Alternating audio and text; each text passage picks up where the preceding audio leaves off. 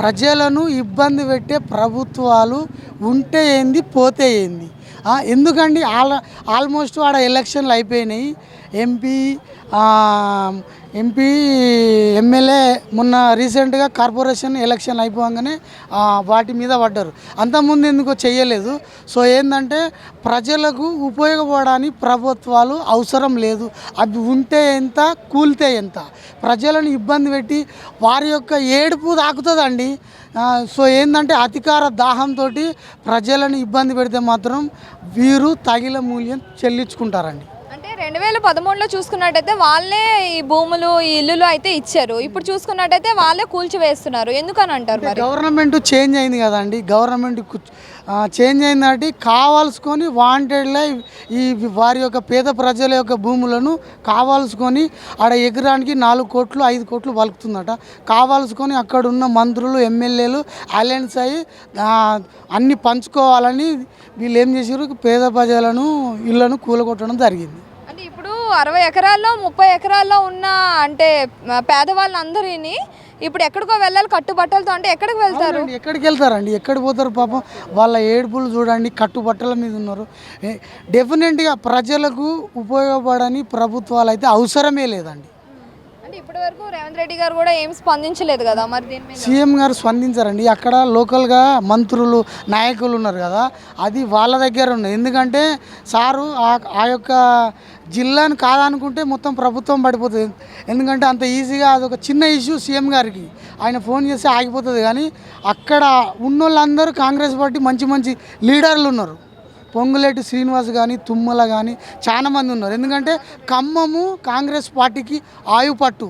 ఎందుకంటే ఆ ఒక్క లీడర్ని ఏమన్నా కూడా ఇక్కడ ప్రభుత్వం పడిపోయే అవకాశం ఉంటుంది. సో ఏంటంటే సీఎం గారు స్పందించరు డెఫినెట్గా.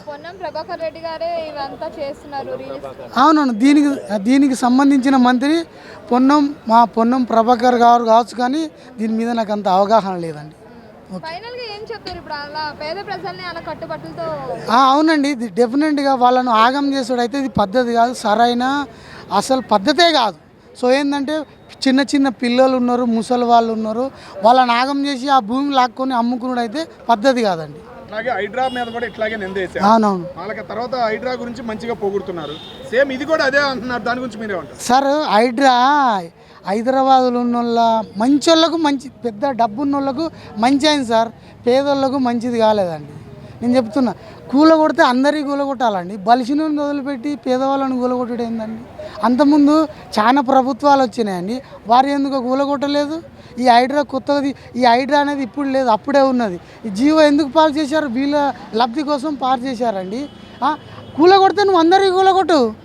అక్కడ పెద్ద పెద్ద ఎమ్మెల్యేలు ఎంపీలే నడి చెరువులు ఉన్నాయి, అవన్నీ దుర్గమ్మ చెరువు కానీ పెద్ద పెద్ద చెరువులు ఉన్నాయి. వాళ్ళు ఎందుకు కూలగొట్టవు? ఇది వీళ్ళు పెత్తందారులు అందరు డబ్బున్నది అంతా నడుతుందని వాళ్ళు అంతా అలయన్స్ ఉంటారండి. కానీ ఇన్ని జరుగుతున్నా ఇంకో 10 ఏళ్ళు మేమే పరిపాలిస్తామని చెబుతున్నారు సార్. వచ్చే ఎలక్షన్లో దెబ్బ డెఫినెట్గా పడుతుందండి. నేను టీఆర్ఎస్కి వెళ్తుందని నేను చెప్పట్లా.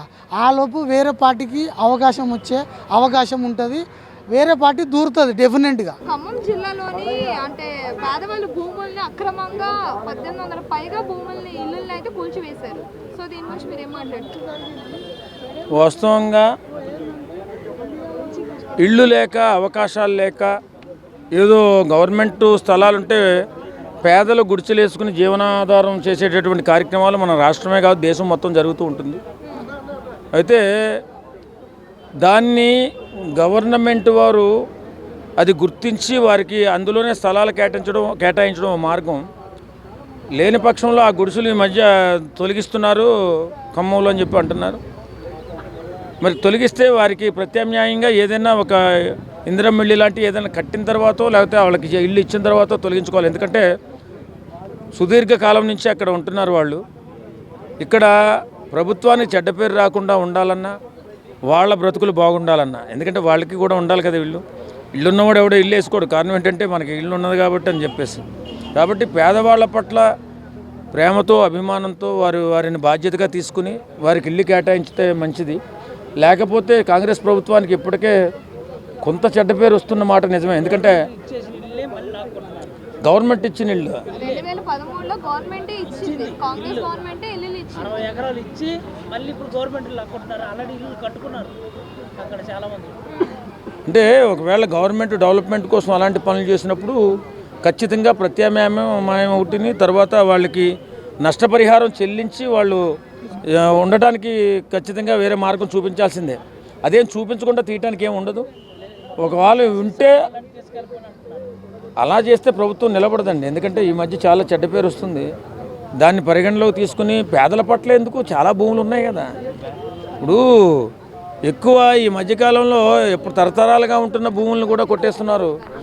ఆ చెడ్డ పేరు రాకుండా ఉండాలంటే వాళ్ళకి ప్రత్యామ్నాయం చూపించాలి. వేరే చోట చూపించి వాళ్ళు స్థిరపడిందాకా కట్టుకునేదాకా బలంగా నిలబడేదాకా వాళ్ళకి రుణాలు లేకపోతే ఏవో మంజూరు చేసి ఆర్థికంగా సాయం చేసి వ్యవహారం క్లియర్ చేయాలి తప్ప ఇష్టానుసారంగా ప్రభుత్వంలో ఉన్నాం కదా అని దౌర్జన్యం చేస్తే తర్వాత పర్యవసానం చాలా కఠినంగా ఉంటుంది. అంటే దీని గురించి ఇప్పటివరకు సీఎం రేవంత్ రెడ్డి కూడా స్పందించలేదు, మాట్లాడడం కూడా మాట్లాడలేదు. మాట్లాడకపోతే ప్రజలు మాట్లాడిస్తారు తర్వాత. ఏదేమైనా పేదల పట్ల చిన్న ఇప్పటికే చాలా దిగువతరగా వర్గాల్లో చాలామంది చాలా ఇబ్బందులు పడుతూ వారి జీవితాలు బట్టలతో బయటికి గెంటేశారు. అది అన్యాయం. ఆ వీడియోస్ కూడా చాలా వైరల్ అవుతుంది. అలా చేయకూడదు. ఎందుకంటే ఒక్కసారిగా ఇల్లు పడగొట్టేస్తే ఎక్కడ ఉంటాడు అతను. కాబట్టి ఆ కుటుంబం వారి బిడ్డల భవిష్యత్తును కూడా దృష్టిలో పెట్టుకుని కాంగ్రెస్ ప్రభుత్వం మంచి నిర్ణయం తీసుకుంటే బాగుంటుందని అనుకుంటున్నాం. అదే ప్లేస్లోనే కలెక్టరేట్ కేసీఆర్ గారు ఇచ్చారు. ఆ పక్కన ఉన్న 60 ఎకరాలు భూమి రేటు పెరిగిందని చెప్పేసి రేవంత్ గవర్నమెంట్ గారు ఇది నిజమైన దౌర్జన్యం అయితే, ప్రభుత్వ అహంకారం అయితే ఖచ్చితంగా వారికి తగిన గుణపాఠం త్వరలోనే తెలుస్తుంది. ఏదేమైనా గుణపాఠం పక్కన పెడితే వాళ్ళకి వేరే మార్గం చూపించకుండా వేరే ఇల్లు ఇవ్వకుండా తప్పు చేస్తే మాత్రం ఆ శిక్ష ఎలక్షన్లో ఖచ్చితంగా వారికి గట్టిగానే తగులుతుంది. ఈ మధ్యకాలంలో అందరూ కూడా పేదవాళ్ళ ఇళ్ళ మీద పడుతున్నట్టుగా కనపడుతుంది ఈ వార్తలు చూస్తుంటే. ఇది కరెక్ట్ కాదేమో. రేవంత్ రెడ్డి గారు ఒకసారి ఆలోచించాలి. ఇప్పుడు వేరే చోట అవకాశం ఇక్కడ కూడా హైదరాబాద్లో కూడా ఒక 350 ఇళ్ళు ఏమో హైడ్రా కాదు అది వేరే గాంధీ విగ్రహం కోసం ఒక ప్రాంతాన్ని రిజిస్ట్రేషన్ అయ్యి ఒరిజినల్ హైడ్రాకి సంబంధం లేనటువంటి ఇప్పుడు కాదండి, అది ఎప్పుడో రిజిస్ట్రేషన్ అయ్యి ఎవరికి సంబంధం లేదు, గవర్నమెంట్ సంబంధం లేదు. అవి కూడా తీసుకుంటున్నారని చెప్పి వింటున్నాం. అక్కడ పేదవాళ్ళు ఎక్కువగా ఉన్నారు, ఏదో 1-2 అపార్ట్మెంట్లు ఏవి ఉన్నాయి మొత్తం తొలగిస్తున్నారు అంటున్నారు. ఇలాంటివి చేయకుండా ఉంటే బాగుంటుంది. ఇలాంటివి చేసినందువల్ల డెవలప్మెంట్ కోసం వేల కోట్లు ఖర్చు పెట్టేసి చేసినందువల్ల ఉపయోగం ఏం లేదు. ఇప్పుడు యువత ఆర్థికంగా వెనకబడిపోయింది, ఉద్యోగ అవకాశాలు లేక చాలా ఇబ్బందులు పడుతున్నారు. వాళ్ళు చెడు మార్గాలు పట్టకుండా ఉండాలంటే వాళ్ళ భవిష్యత్తు బాగుండాలి. లేకపోతే యువత ఏమవుతుంది, వాడికి బతకడే అవకాశం లేకపోతే చెడు మార్గంలోకి వెళ్ళిపోతాడు. తర్వాత సమాజంలో అల్లకల్లోలం అయిపోయి ఇబ్బందులు పడే అవకాశం ఉంది. కాబట్టి ఎలాంటి పనులు చేయకుండా యువతకి భరోసా కల్పించే విధంగా ప్రభుత్వం నిర్ణయాలు తీసుకోవాలని కోరుకుంటున్నాను.